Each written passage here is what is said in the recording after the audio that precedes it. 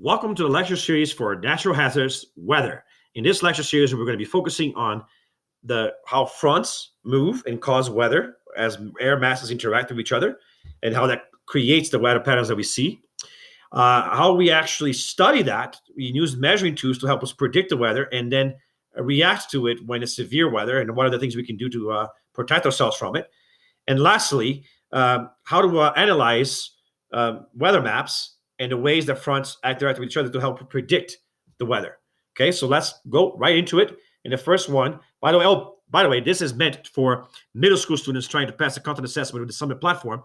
But if any of those topics is useful for you because you're in middle school science, go take advantage of this video as well. On the first objective in this video, we're going to be focusing on how air pressure and the way the air masses move relative to each other generate weather events. All right, so there you have four major types of fronts that you have to learn about, but the two primary ones are warm fronts and cold fronts. Now, in both cases, you have warm air colliding with cold air. The difference is which one is here and which one is coming in. So a warm front has a warm layer of air that advances over the cold air. Now, because cold air is denser, it will stay underneath, and the warm air will go over the top, leading to a formation of a lot of precipitation in clouds.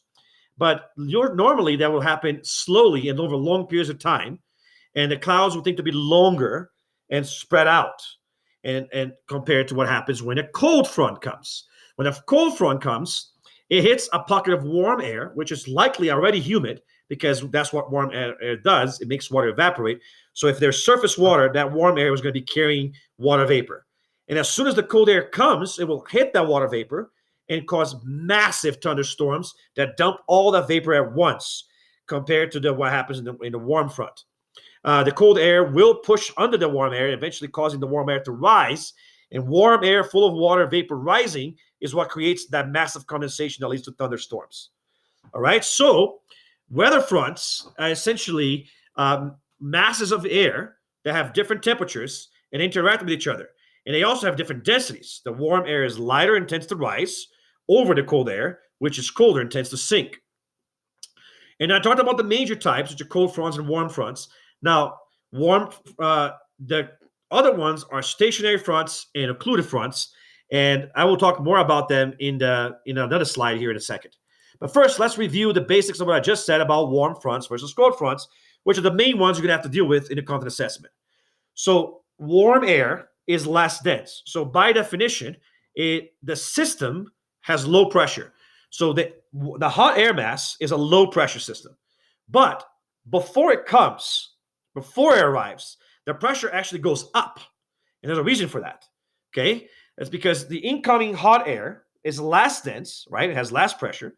It will tend to rise over the cold air and then squeeze the cold air against the surface, which raises the pressure.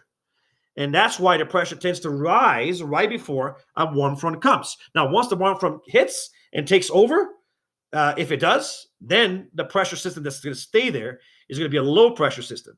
But before the low pressure system comes, the pressure rises, which is interesting. And hopefully I explained why. Now, because hot air tends to climb over the cold air, and usually hot air has a lot of water vapor, it tends to lead to precipitation. But it tends to be light precipitation spread out over many days. And so the typical weather that follows warm fronts is clouds with some thin rain, and then some clouds that stay as the warm air takes over and adds humidity to the area. And then it continues to build up clouds. So in a nutshell, the front itself causes cold air to sink down, warm air to rise over it, leading to thin rain that spreads over a longer period of time, followed by cloudy, humid, warm air that continues to build precipitation over periods of time. And that's what a low pressure system is all about. A high pressure system is what follows a cold front. High pressure because cold air is denser and tends to sink. But like the warm air, before the cold pressure system comes and the high pressure comes, you actually have a drop in pressure right before the front arrives. And the reason for that is, again, the cold air tends to sink under the warm air. But the warm air is the one that's there. It's getting replaced with the cold air. And so when the warm air comes and the cold air is hitting it, it will push the hot air up. And as it rises over, rising air has low pressure. So the approaching cold air displaces the hot air up. And that's what causes the low pressure before the cold actually settles in and the high pressure takes over.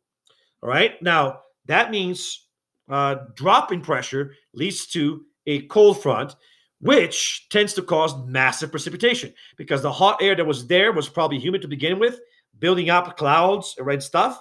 And as soon as you get the cold air coming, causing that hot air to rise, the hot air is going to go to colder and colder air, and it's higher and higher in the atmosphere. And it's also hitting that cold air. That's going to cause massive condensation, massive cloud buildup, and huge storms that dump that water all at once with heavy precipitation. Following that, the cold front will actually take over. A high pressure system will stabilize. And then the high pressure system tends to be drier air with a very sunny skies, not a lot of precipitation because you don't have a lot of moisture and heat to actually gather the moisture and cause evaporation in the air because of it. So hopefully this makes it clear the difference between what a low cold front does to what a warm front does. Okay. Now, there's also two more other ones which matter but are not tested as much, which is the stationary front and the occluded front. So the stationary front happens when the air masses are just both moving and they end up colliding against each other, and then they kind of buckle and neither one goes anywhere. Now, in between them, you're going to get clouds and precipitation, but it can last a very long time because the air just sits there. And because you have the hot air interacting with the cold air, you get the cold air making the hot air condensate, and then you get clouds and rain right in between them. But around that middle, where that's raining a lot, you can have pleasant weather on the cold air part and humid, stingy weather on the hot air part. And that can last a while until one or the other ends up overtaking it. Now, occluded fronts tend to form when a cold front kind of undertakes a hot warm front from behind. So it literally takes over and goes faster than the warm front is moving and gets pushed by winds past the warm front. That usually causes a mass of air, of cold air, and another mass of cool air, not as cold, to be trapped underneath a layer or a dome of hot air. Now, that also tends to cause heavy precipitation because the hot air that's on top is forced to rise over the cooler airs, which are also touching it, and it causes a lot of rain to happen, to dump fast. And so it's another example of a cold front causing a lot of rain, but this time it's because the cold front is overtaking the hot air and causing the hot air dome to sit there. Now, occluded fronts and stationary fronts also cause less wind. And because of that, you end up with stagnant air, which is really bad if it happens over a city with a lot of pollution, especially the occluded front, because it will occluded that dome, it will trap the air in there, and then the rain will fall back down on it and call acid rain. And not a good picture. Sometimes they matter too, because if you have a stationary front that causes an area where air is not moving, but if you had fronts on the other sides of that stationary front or around it, which are moving and moving fast, that can lead to a rotation system, and that can cause some serious cool storms. So that's kind of like why they matter as well. But they won't be tested as much on the content assessment. So let's see if what you learned so far. This is the hardest part of this lecture series, so I want to make sure to take my time with it. And let's review everything we just did. So first of all, can you name or pinpoint which kinds of fronts there are? And we didn't really talk much about the symbols that which of them use. So I guess I have to go back really quick and show you that. But warm air is like, you got these like dome-shaped red symbols.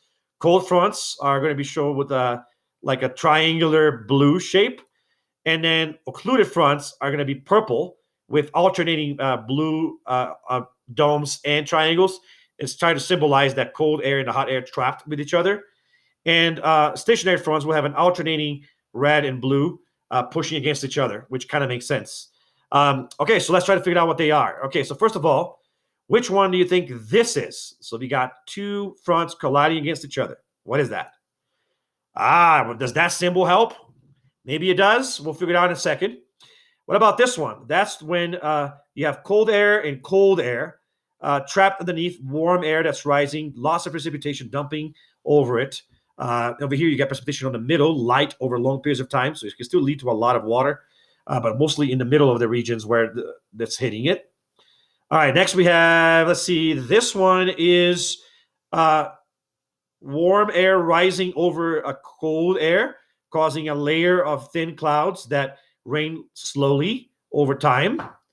And then you have cold air pushing underneath hot air, causing the warm, humid air to rise and condensate, cause massive clouds and storms that dump the water all at once. And that's the one with that symbol. So can you tell which ones they are? So the first one was a stationary front of two masses colliding against each other. That's the cold front, right? Cold replacing the hot. Hot rising over the cold is the hot front. And the occluded front is when the cold gets trapped underneath the hot air because it overtook the hot air from behind. All right. So notice, therefore, by the way, that there's a pattern here. Okay. There's a clear pattern here. All of these collisions cause cloud formations and precipitation. The only difference is that the cold front brings more violent sudden storms due to the rapid rising humid air condensing out at once. The warm front, though, can also lead to steady light rain, which can dump a lot of water at the end. And as the stationary front, same thing, lots of rain over time, and likewise the occluded front. So all of these cause precipitation. But the one that causes the most violent storms is going to be the cold front or hitting the hot air mass. So severe weather systems such as hurricanes and tornadoes tend to form when there's a lot of moisture, which is typically a low pressure system, a hot air, right? And a lot of heat levels as well. So there you go, a warm air, low pressure system sitting there, and then a cold front comes in and collides with that, and that is usually what sets off the beginning of the worst of the severe weather systems. And that's what we're going to be talking about on the second objectives. So I'll see you guys then.